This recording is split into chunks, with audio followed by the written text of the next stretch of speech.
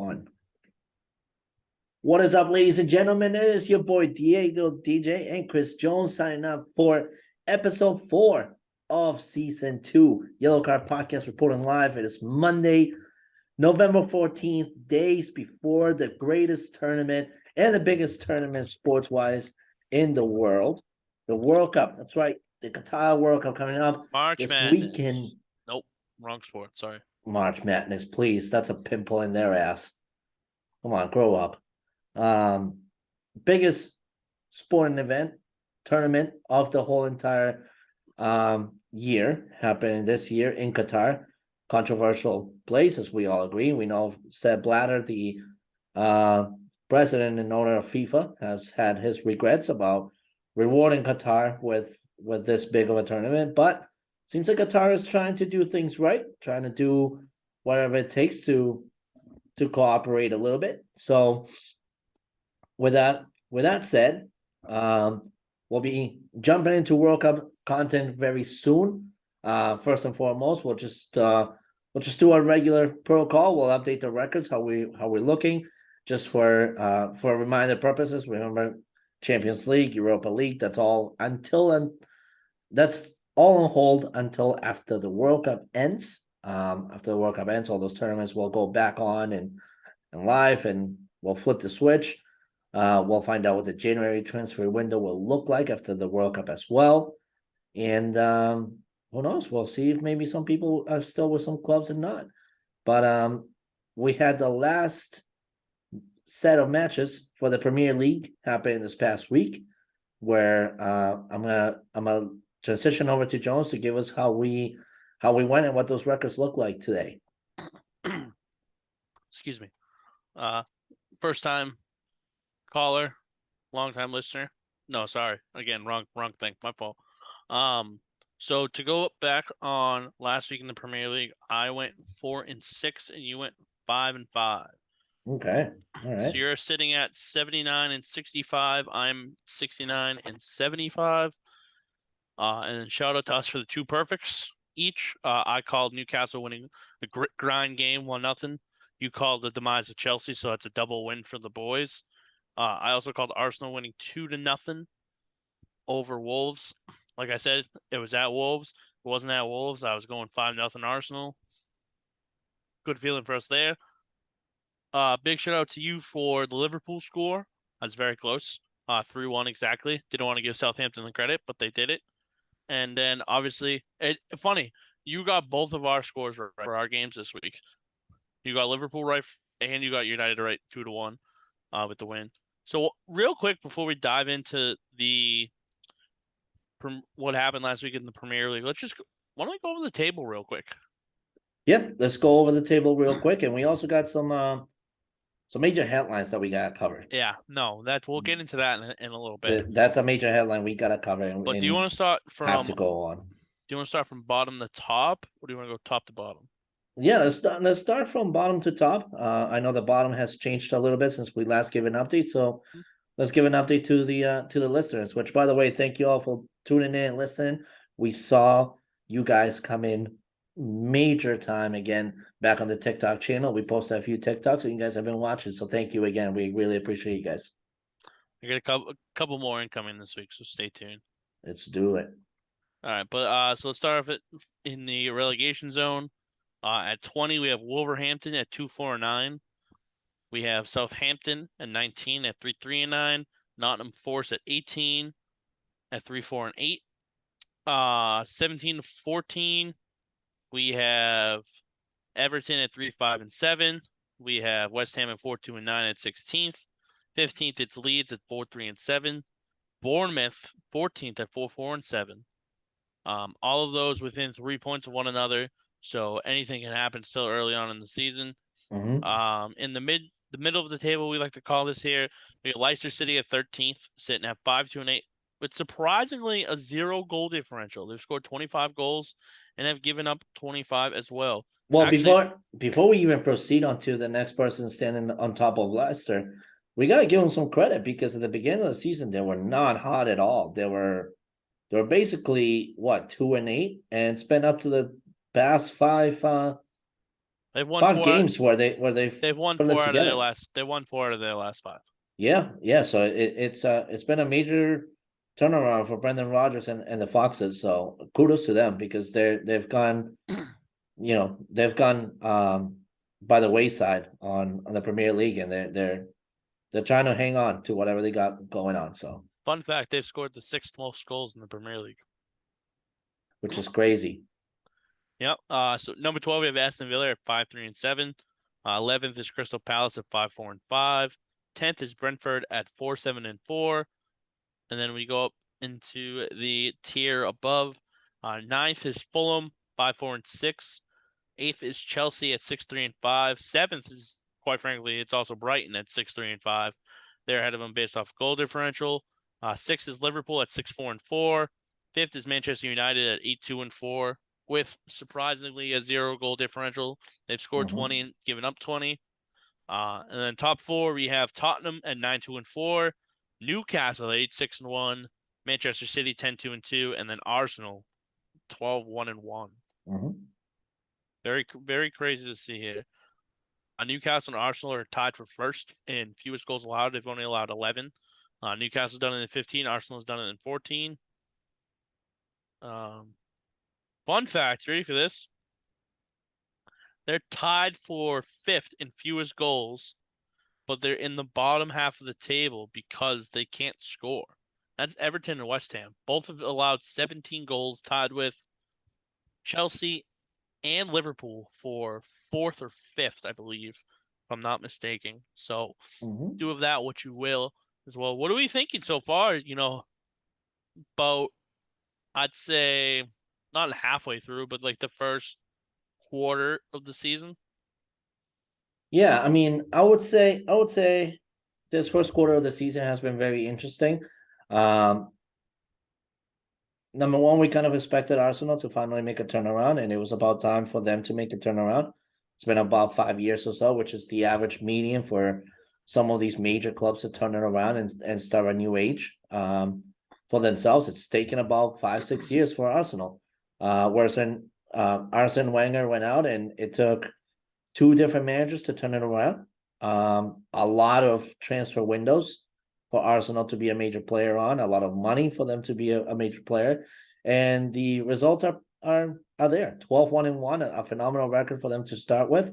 I think the last time they started that best of a record was probably Arsene Wenger's best season as an Arsenal head coach of this club. So 12-1-1, congratulations to all Arsenal fans, and you must be feeling very proud. Continue to believe in Mikel Arteta, who had to also make some very harsh decisions in order to get this club in the right direction. So it's not easy, but as long as the plan is there and it's believed to be the plan to move forward with, you leave it to the manager to be able to trust that.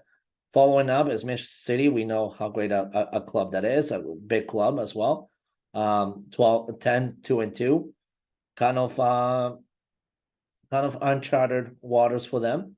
They're not used to sitting behind a team where they're trailing 5 points behind them, and seem to be unstoppable at this point. So uncharted chapters for them. But you look at the 3, 4, and 5th position here, and it's close. It's really close, and it's a lot closer than what it's been in years past.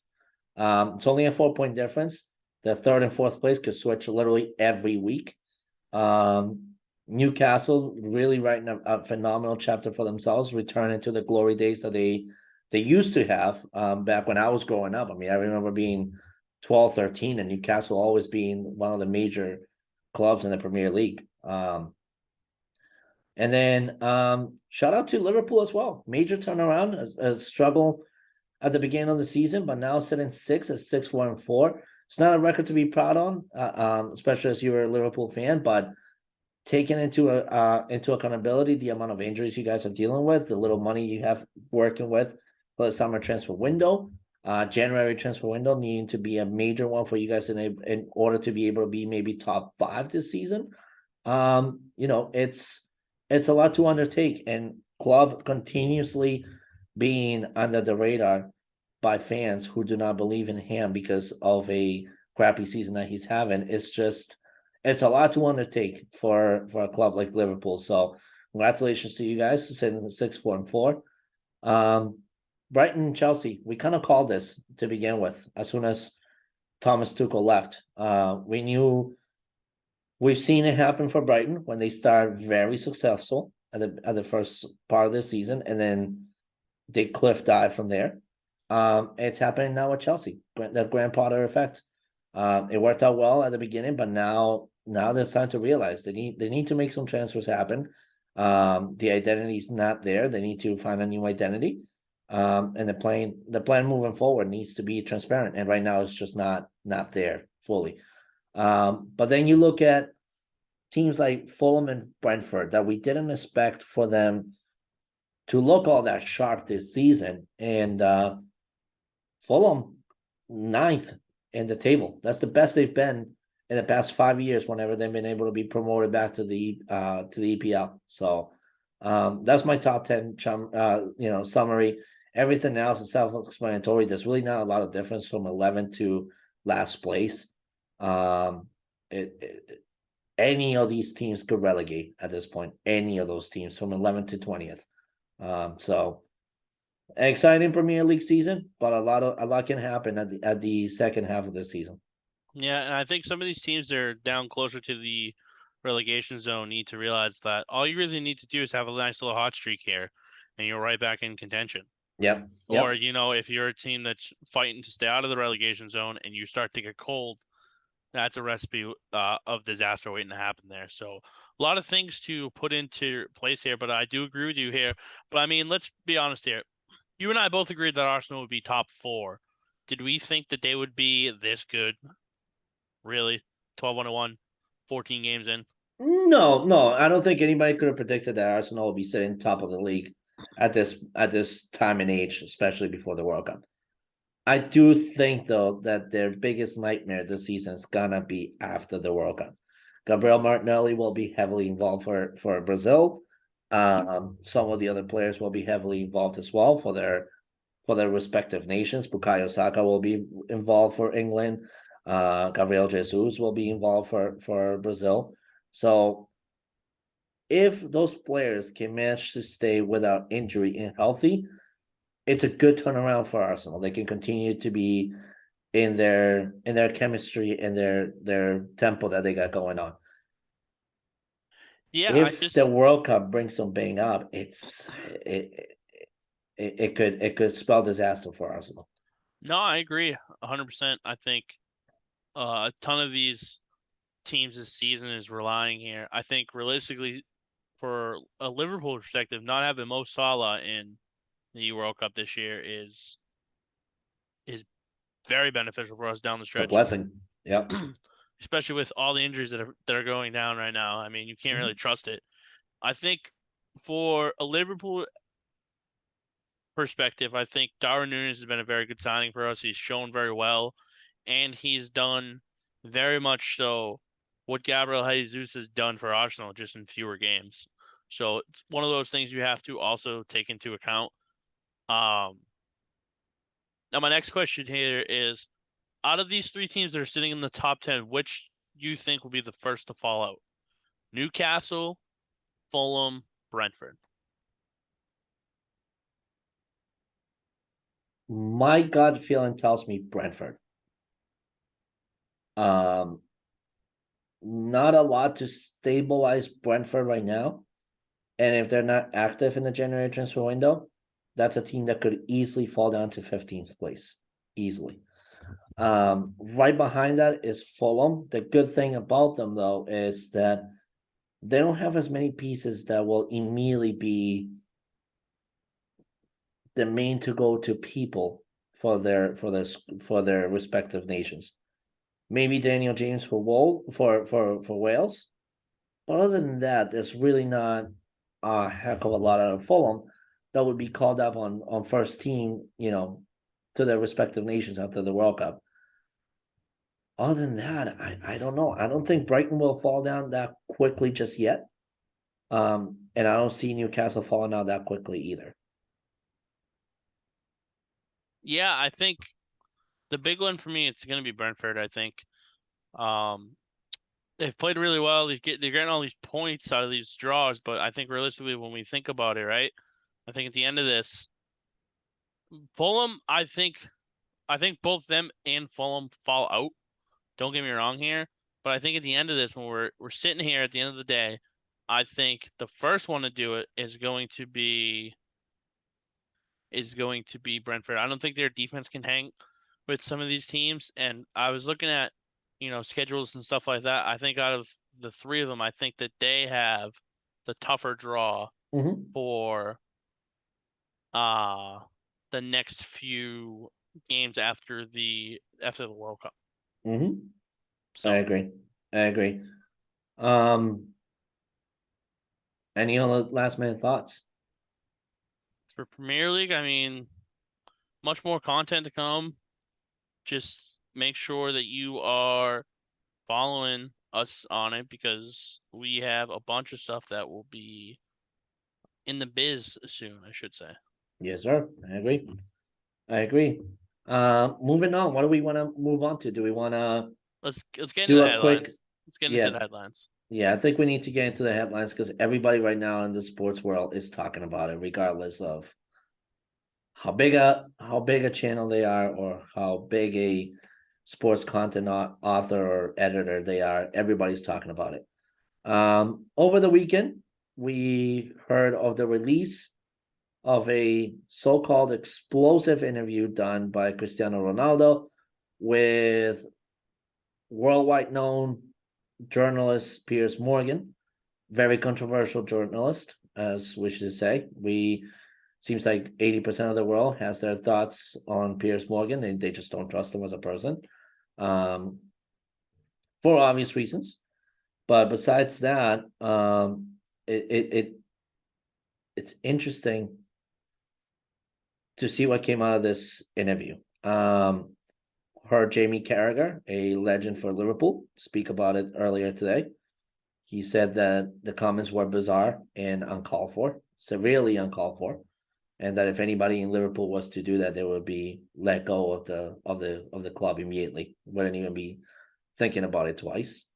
We've heard other club legends as well: Rio Ferdinand, Wayne Rooney, Gary Neville, Roy Keane, seem to be very flabbergasted by the comments made by Cristiano Ronaldo on this interview. And if you haven't heard it, it's 90 minutes long. It's not like it was a 4 minute interview, a 15-minute interview, or maybe even a 30-minute interview. It was 90 minutes and a lot of content that is very damning to the so-called club that Cristiano Ronaldo loved.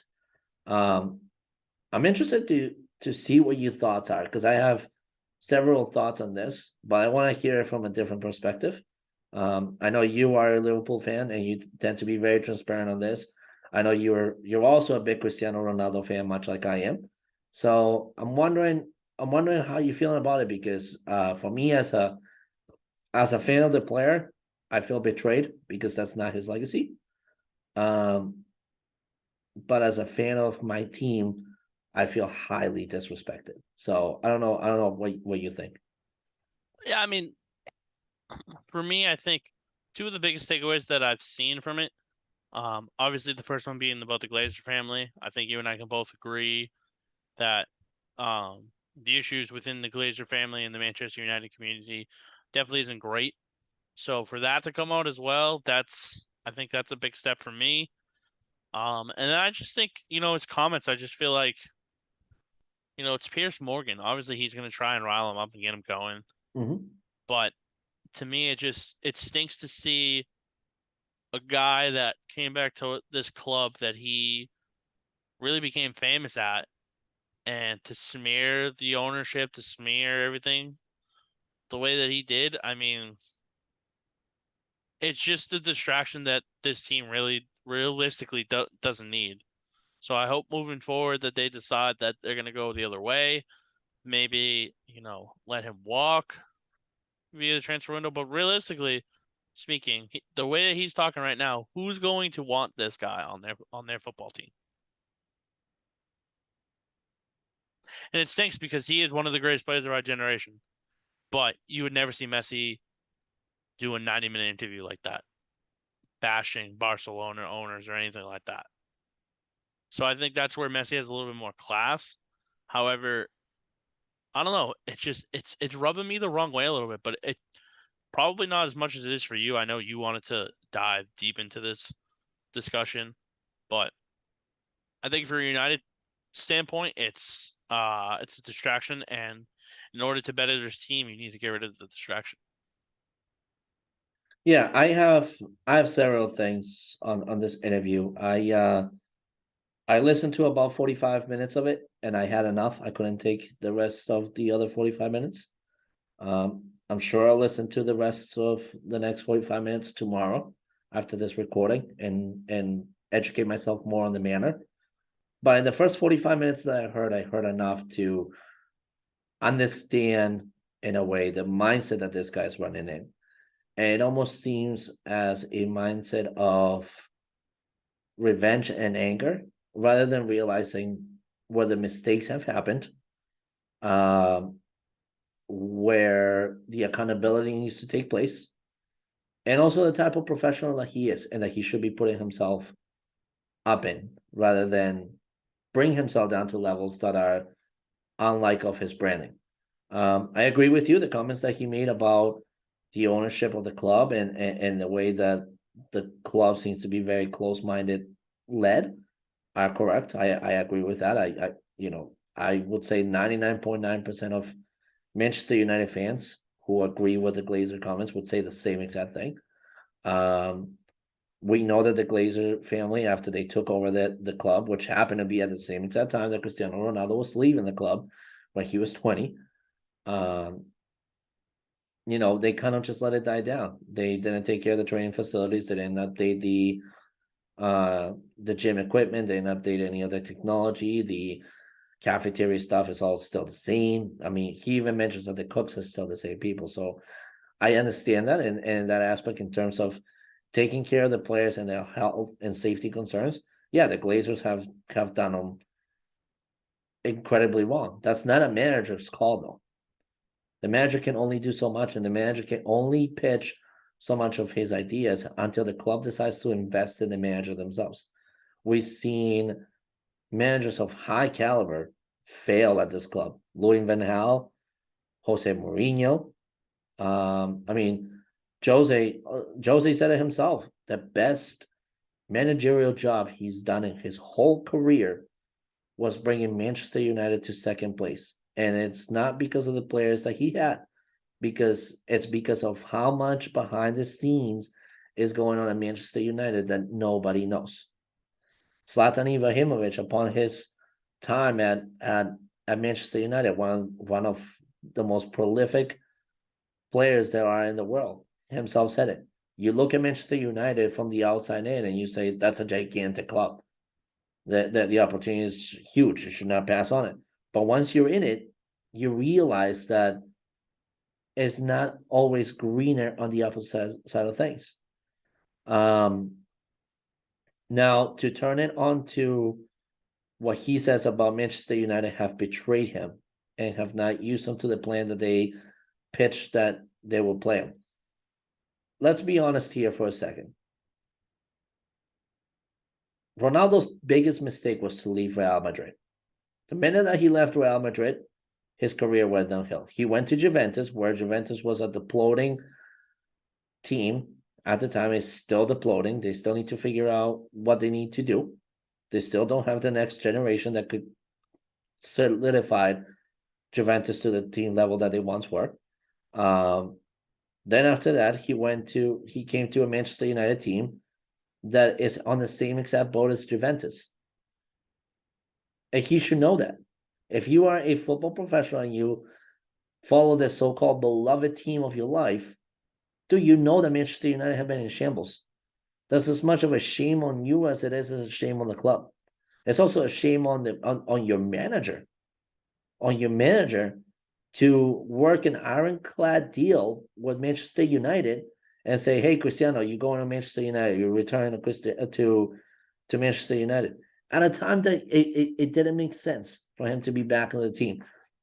If Ronaldo had brought back the type of identity and DNA that Manchester United had at the time when he was 20 years old to this current Manchester United team and have brought that front and center, I would have said, okay, like we depend on Ronaldo because that's the identity we need. But we don't depend on Ronaldo at this time right now. There was nothing to rely on this guy on for. Did we need his goals last year? Yeah, Anthony Martial was completely out for the year due to injuries. Paul Pogba was out the whole entire year due to injuries. We needed somebody that was creative in the midfield and up front. The only person that was creative in the midfield and up front and that was in shape was Bruno Fernandes. Guy can't do it all by himself. Marcus Rashford was nowhere near the shape that he is this year. Jadon Sancho was just adjusted to the Premier League. Everyone else was just trying to stay afloat. Yeah, you needed Cristiano Ronaldo last year. And then for you to go on and criticize somebody that put you in your place and it still has you sour to this day, dude, you are just crying wolf at this point. To go on and tarnish Ralph Rangnick for being a coach that nobody knows about, dude, that's not your call to say. That's the call the club needed to make. And no player should ever feel like they are 10 times bigger than the club and its fan base. And that is the problem that Cristiano Ronaldo is having right now.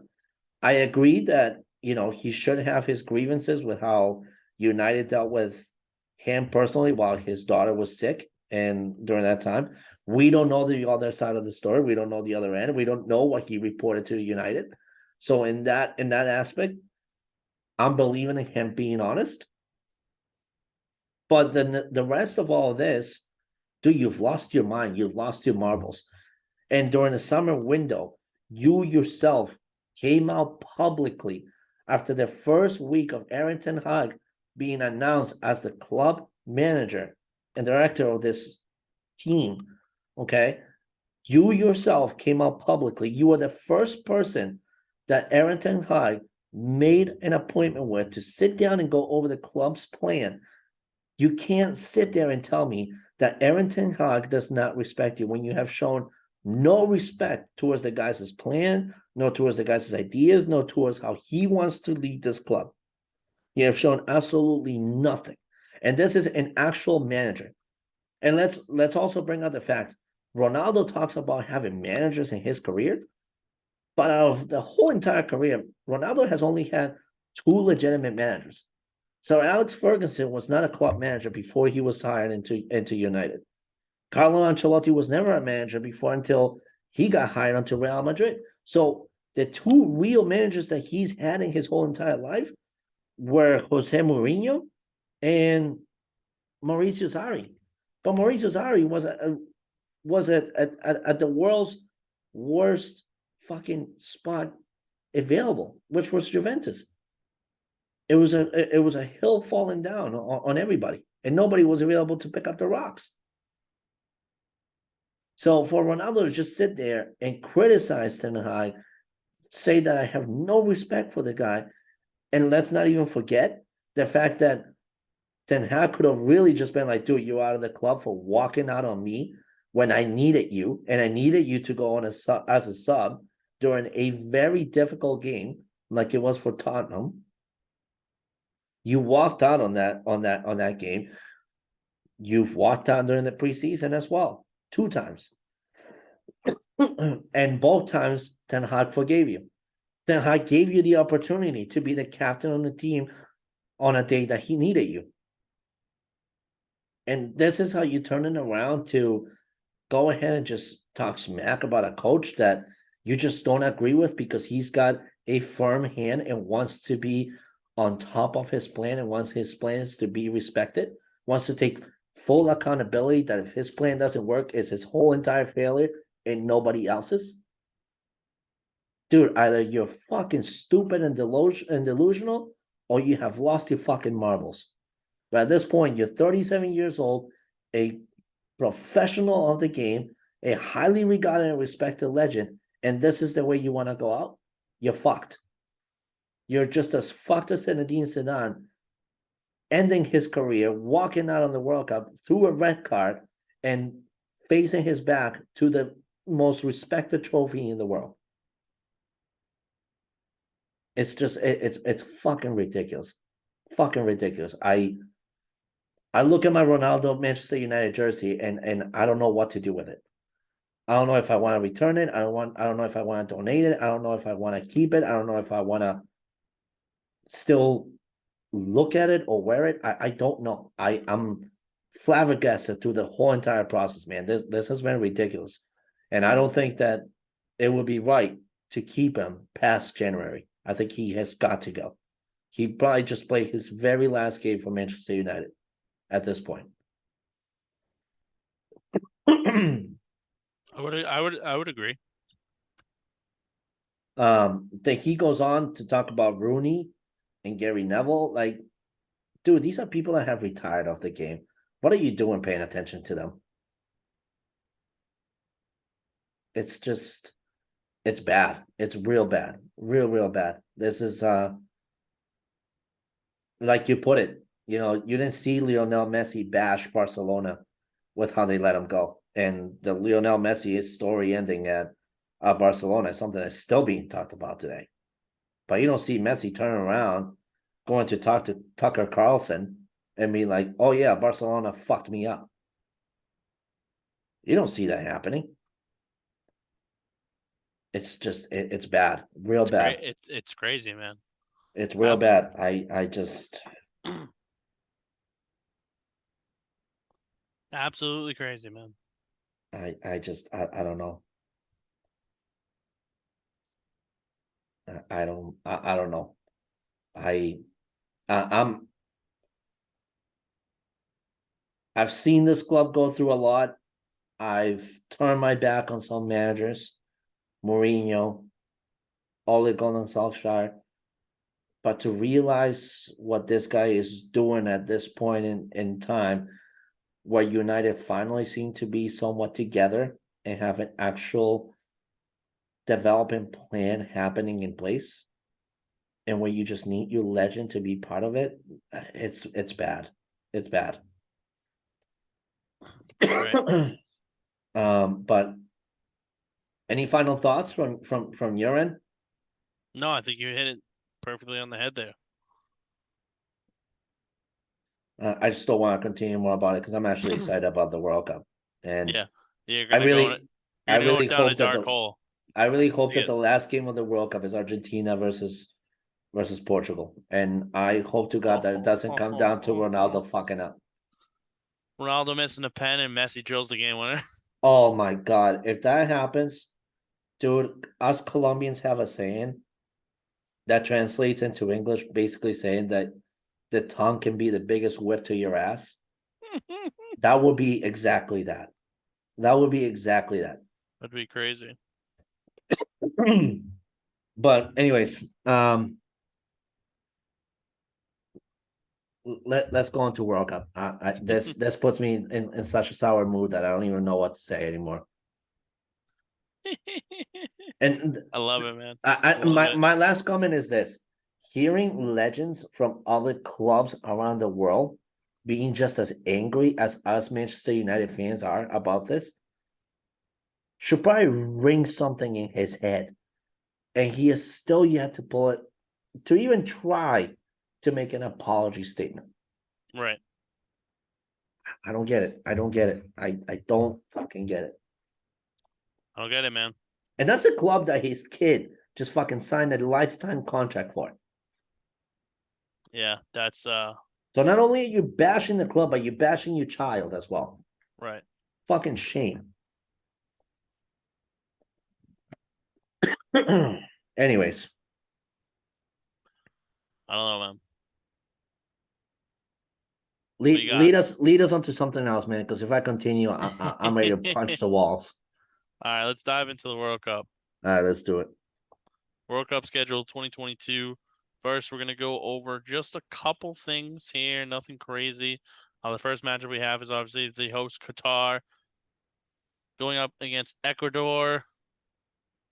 What do you have for this game here? What do you have for score? I got Ecuador taking the very first game here. I'm going 2-1 Ecuador. See, I was going similar to you here. I think for me, I think Ecuador is a good team.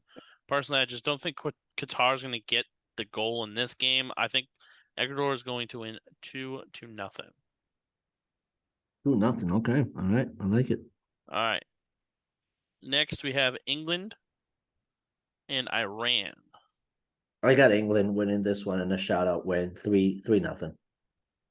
I also have England winning 3-0 here. I don't think It starts. I don't think Iran is going to have enough firepower to hang with this English juggernaut. By the way, offline, we gotta talk about making an appointment, the two of us, to go watch a World Cup game. Maybe get a little bit lit up over some booze in Boston and have a grand old time. Yeah, no, we'll have to figure something out. Let's see. What's the next game? Next game I have is oh nope, that's the wrong one. Excuse me. 1 second. World Cup. There it is. It is the Netherlands and Senegal. What do you got? This one's we've talked about this game quite often, and I think we both have circled in the calendar as a very good game to watch. I got this one in a close victory for Netherlands, 2-1. See, I think it's gonna be a lot closer than that. I think I like it. Yeah. I think that Senegal is gonna play them a lot tougher. I think the Dutch are gonna have a very, very, very tough time getting something going against the Senegal team. However, I do think that they are the better team. I think they finish on top. I like the Netherlands to win 1-0 here. 1-0. Okay. All right, next we have U.S. and Wales. What do you got? I got this one a 1-1 draw. I don't see anything that drives the other team forward ahead of their competition. And this is a draw for me. I don't know what you Son think. of a bitch. I thought you were gonna be the one that was all about the home team. You're gonna give a speech on how U.S. is gonna beat Wales, upset, shock the world early. No, no, No, no. I'm right there with you, bud. I've been I have a saying for 1-1 draw. I've been saying for the past 3 episodes, and you can quote me on any of those episodes, that I think the USA's biggest downfall is that they don't have the right manager to lead this team forward. Yeah, no, I could for sure see that. All right. Which I might be going to Royale in Boston to watch USA versus England. So just for anybody out there that wants to reach out via Twitter or Instagram or whatever, let me know. I will be in the wonderful state of Louisiana for that one. Oh, I So hate you. that'll be fun. All right, next game I have here, it is Argentina and Saudi Arabia. I see this as the first big win of the whole tournament. Argentina 4, Saudi Arabia 0. You got them 4-0? I got them 3-0. I think Argentina gets too early. They get one in the second half. I like them to win 3-0. All right, Okay. Denmark and Tunisia. 2-0 Denmark. 2-0 Denmark. I have Denmark 2-1. I think Tunisia's going to play them tough, but I think Denmark at the end of the day comes out on top. So what do you got? 1-0 Denmark? I have 2-1. 2-1 Denmark. Okay. Next one, Mexico and Poland. This is a competitive game for the World Cup. Very good scheduled opportunity for World Cup aficionados. 3-2 Mexico. Ooh. I got a 2-2 draw. Okay. You said Mexico 3-2, right? Yeah. I thought I heard you correctly. Last one, France and Australia. I don't see anything that might tickle France's fancy against Australia. I'm going 4-1 France. Wow. You and I might have to have a conversation then. I know I have Davies and a couple others are in Australia, but I just don't see much for Australia, man. I got Australia upsetting here 2-1. Oh, okay. I think I will hope to see that. I think France is going to be banged up early, and I think it's going to cost them. I think this Australia team is going to catch them by surprise. I think they sneak out a 2-1 victory. Okay, all right. That's what I think. That's All why I right, think so that is 1, 2, 3, 4, 5, 6, 7, 8 games in a span of 3 days. it's What else crazy. can you ask for as a World Cup aficionado? This is amazing. I want to talk to I want to talk to FIFA because these times are not it. Yo, seriously though, like these are like these are crazy hours, man. I'm not above this No, right me now. either. Won't lie to you. Not a fan. All right. Any other things you wanted to discuss? Um, there is one more thing I do want to discuss. How do we feel about day one for this World Cup? I feel like there's a lot of controversies happening. I feel like there's a lot of issues bound to happen with this World Cup. One of them being a lot of protests happening, especially with certain countries being invited to the World Cup, like Iran and a couple others. What are your thoughts? Are the players? I guess my better question is this: could there be a potential scenario where player safety is a high concern? I hope not. Okay, I strongly hope not. But it's one of those we'll have to wait and see, I guess. I agree. I mean, I don't have the warms and fuzzies over the host of this World Cup, to be honest with you. I feel like this World Cup should have been shifted to another nation, regardless of how much of a mistake it was. Um, I don't know. I hope Qatar proves the world wrong. I really do. Me too, but This is the one opportunity in a big scale that they can finally do so. So me too, but I won't get my hopes up. yeah, yeah. Is that the last thing you had for me? That is the last thing I have for you, sir. What else do you have for us? I don't got anything. My man. Well, with that being said, episode 4, season 2 concludes here. For all of you just tuning in for the first time to Yellow Card Podcast, make sure that you're following us on Twitter at Podcast Card. That is our Twitter's handle. Make sure that you're following us on TikTok at Yellow Card Pod, YouTube, Spotify channels. Just type in Yellow Card Podcast. You'll be able to find us there. Make sure you look us up by the logo, blue background, yellow lettering. Without further ado, Chris Jones, Diego DJ signing off. Until next week, thank you all so much. Stay tuned. A lot of content coming through. Stay tuned. Peace.